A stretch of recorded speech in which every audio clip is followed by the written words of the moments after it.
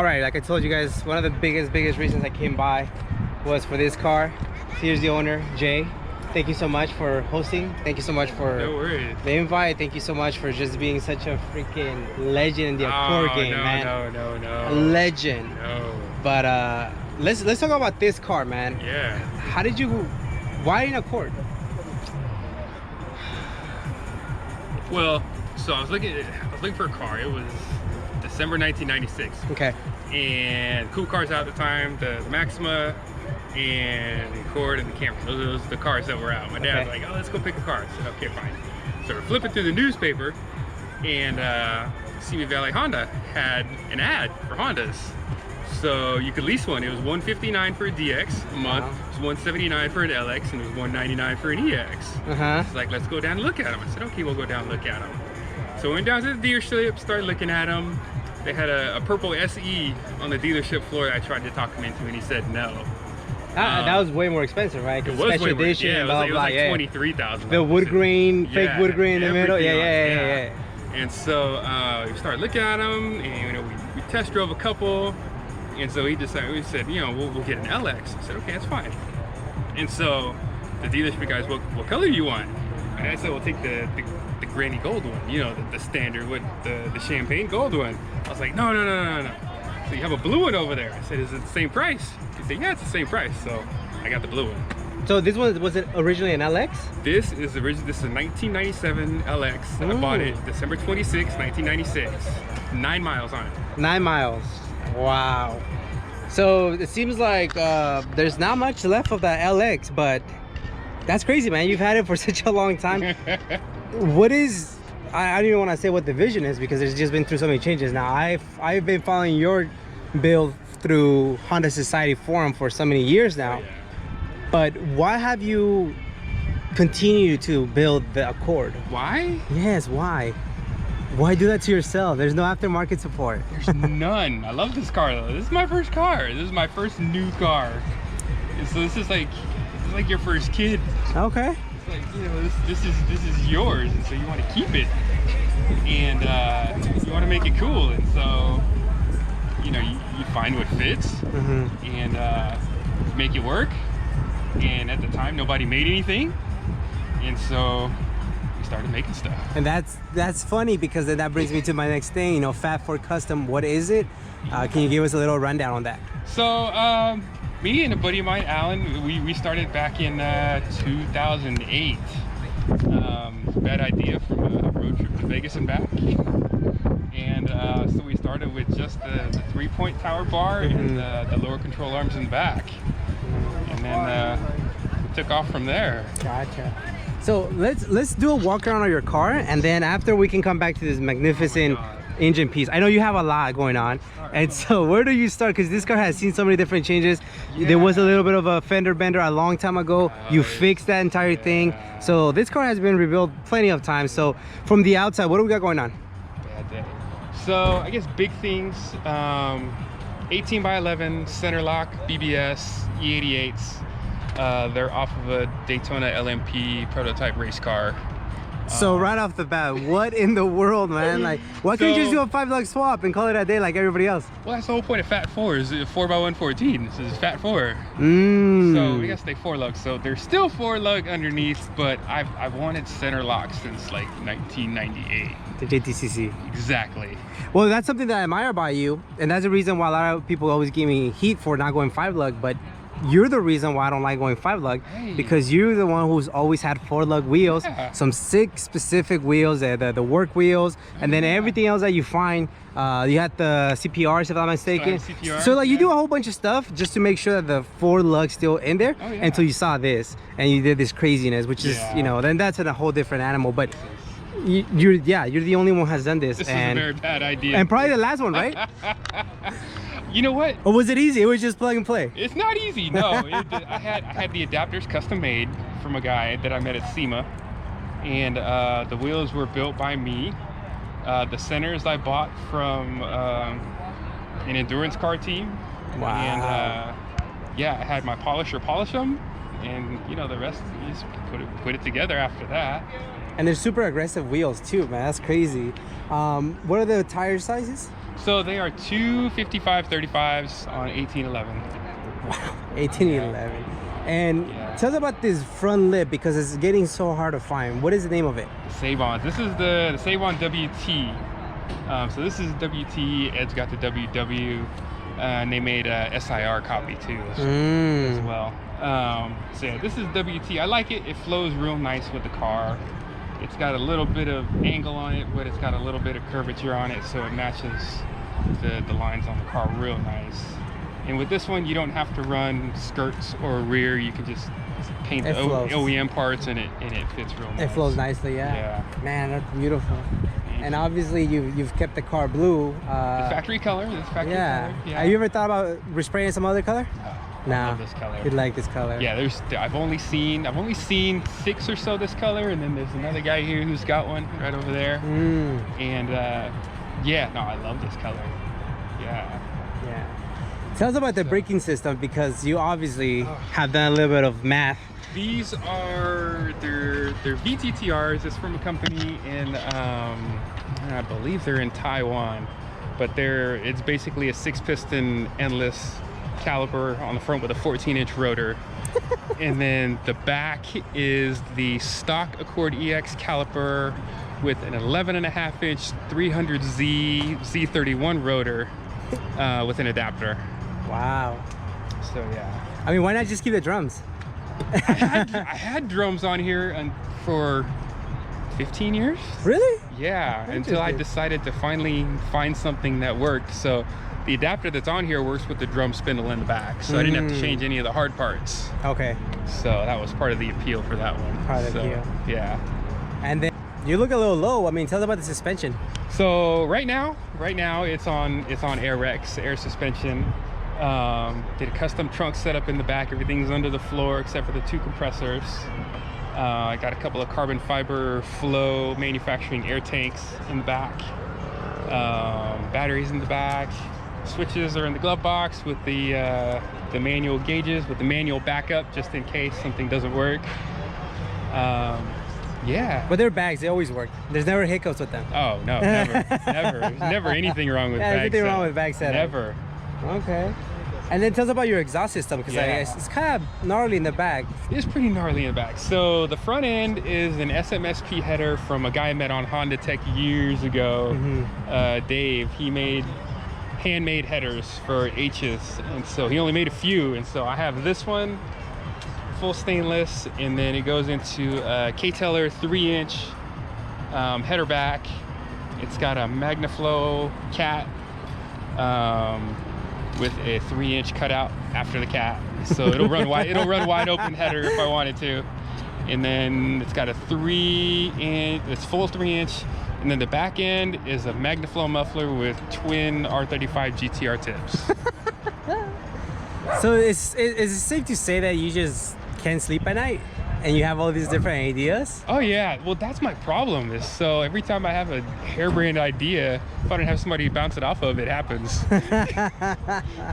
Man. And then those mirrors, what kind of mirrors are those? So these are the mirrors. There was recently a guy on Honda Tech from I think he's from Indonesia, and so these are the Mooncraft. It's a copy of the Mooncraft mirror that was on the JGTC race cars.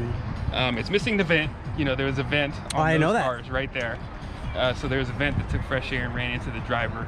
But that's the only piece that it's missing. And so, again, something I've wanted since like 1998 that you could never get. So I wrote emails to Mooncraft, and it's like a black hole. So nothing ever came back.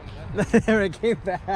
And so these popped up, and I said, you know, it's the closest thing. It's not the legit thing, but, you know, sometimes you got to make concessions because you'll never see them again. Yeah.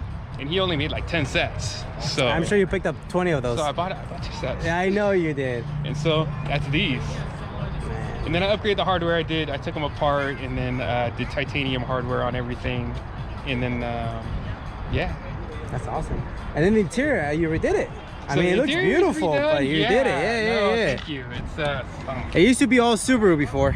Filthy. That was the other car. Filthy, get out of here. That was the other car, yeah. So we got the FT360. Which I bought years and years ago. The status seats with the carbon backs because you just have to. And then No, you don't. Yeah, you do. Oh, is that what you told your wife? You have to. You have Okay, to. okay. And then the back seats are done to match my upholstery guy. I brought him a sample, and he did the inserts for the back seats to match. The roll bar was... The roll bar was another bad idea for me, you know, sitting at work, flipping through pictures, and the Ferrari 550 GTs came with leather padded roll bar and matching luggage. I don't have matching luggage, but I'm sure you will. I did this in the part. future, it's already getting worked on. Yeah. So yeah, and Okay. then the tachometer and the dash I did. Did a right-hand drive, JDM center console Nice. with the e-brake on the passenger side because I need the extra room. Did the billet RSX shifter with our adapter plate. Everything clears the center console. Carbon dorsals that hopefully I'll be able to start making here soon enough. Please, because I don't. I So think we have them for coupes too. I have the molds for the coupes Do too. you? So hopefully we can do the dorsals and mirror backs. Ah. Yeah. Yeah, it's just so hard to find, man. I know. Everything's so hard to find. Yeah, everything's impossible to find. So Your same guy did the dash? I took the dash out, but yeah, he did the work on the dash. Wow. Yeah, and then I dyed all the vents because you have to dye the vents because they're gray. So you gotta make sure everything matches. So I color matched the That vents. OCD kicks in, huh? Yeah, it does. Some things yes, some things no, but that one was a yes. That one was mandatory. Man, So yeah, that's he pretty. did the door inserts, Everything. he did the belt line here all the way around, did the rear deck. That's awesome, man. Well, it looks like a race car in there. I am assuming because you got something under the hood. Well, tell us about this magnificent work of art. What are we staring at? This is a This is the fourth engine, I think. this is yeah, it is. So this is a US 98 millimeter main H22 block with a JDM H23 crank, H22 Wiseco rods. No, Carrillos, sorry, the Carrillos on the rods, the Wiseco pistons, 13.8 to 1 compression, I think. Wow. Honda coil packs, blueprinted, balanced, everything. The rockers are balanced, everything's done. Singer hooked me up with a really nice alternator, good guy, quality product. I love them. That's like my third one on my cars. Big Mike, thank you for the Kinsler ITBs. They're living well on here. So we got the Kinslers on here off of Big Mike's Prelude before he went turbo. Interesting. So I took them off, sent them back to Kinsler, had them rebuilt, chromed and polished all the pieces that went with it. And yeah, that's it. Wow. Oil cooler. So it's fair to say that this car is never going to see boost and this setup. No, God, no. So No. how has it been tuned, dyno, all that good stuff? Not with this current setup, it hasn't been to a dyno. I went through half a dozen local tuners, and so I flew out my buddy Timmy from Timmy Tuning in Texas. Wow. And he came out for a weekend and did a butt tune on it, and she's never felt better. So yeah. And transmission, what do you have going on? So transmission is a 5th gen US Prelude case with Japanese 4th gen Prelude internals and a Cusco 1.5 way LSD. So it's not a 5th gen Prelude transmission. Man, I see, like, you need to write all this down. I don't know how you remember all this, man. You know, yeah, tucked air conditioning except for those hoses over there. We'll be doing the electro hydraulic power steering conversion here soon. Wow. Yeah. And there's so many details that you can't see. I know them because of other pictures that you've shown, and which leads me to believe that there's still way more that I don't know, just because it seems like you just can't do anything just traditional or easy. Well, you know, if you're gonna do it, you got to do it right, and so because you don't want to go back and do it again. No, but there's such thing as doing it right, and there's you. Like, you're like complicated right. You know what I mean? Yeah, we do, but you know, it's one of those. So like the heat shield underneath is wrapped in like this lava rock heat shield material, because I was in there doing the shifter and running the cables and said, you know, maybe the cables don't like heat, so we heat wrap the cables, and then we heat wrap the tunnel, and then we don't have to think about it ever again because everything's done. There you go. Yeah. But you may have to redo it once you go K. I'm not going K. You're not going K? There's no Ks. No. H for life. H for now. NA for life? Definitely all motor. Yes. Okay. All motor for sure. So JTCC inspire you would say? Yeah. So I guess the idea was kind of, you know, since for way back is, you know, if there was a JTCC racer and he got an Accord, but he wanted to drive it on the street. This is it. This would be kind of what he drove on the street. All right, man. Well, so any shout outs? So many people over the years. God, I don't know. Chuck from Tech 3 helped me out back when I first got my car a long time ago. I know he's not there anymore. Black Tracks helped me out. They built the motor for me. This is their animal here. I said Timmy from Timmy Tuning came out and tamed everything. I know there's so many people. Family, Honda Society. I mean, family always love them to death. They take care of me and let me have all my crazy ideas here. Yeah, because you also have an El Camino, right? We have a 1967 El Camino. That's the wife's car. So I'm thinking, you had a wagon at one point, got rid of that. You had a coupe at one point. Before this, I had a green wagon. A lot of which I love. A lot of tested parts on that car. Is that right? That was a good car. So that one we sold. Had a coupe. Had a 96 coupe with a Type S swap. That was fun. That was a fast car. Sold that one. Had a 96 DX, the roll-up windows. Love it. She was like 6 colors. That was one of my favorite cars though, because I just got in and drove it. The H swap, but it didn't weigh anything.